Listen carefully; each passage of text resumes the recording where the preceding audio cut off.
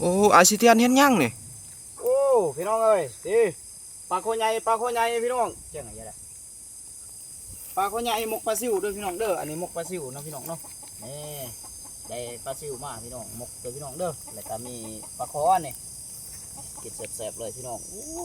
ปิ้งเผาเกลือด้วยพี่น้องเด้อใบเทียนเผาเกลือครั้งนี้กับบรรยากาศทุ่งนาพี่น้องทุ่งนาอ้ายเนาะทุ่งนาของอ้ายนี่เบิ้งนี่แล้วก็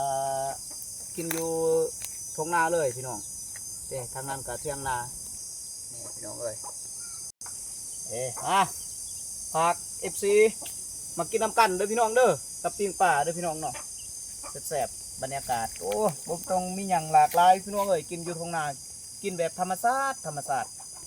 กินแบบสไตล์บ้านๆนี่แหละเนาะพี่น้องเนาะใส่ชีวิตแบบธรรมดาพี่น้องนั่นนี่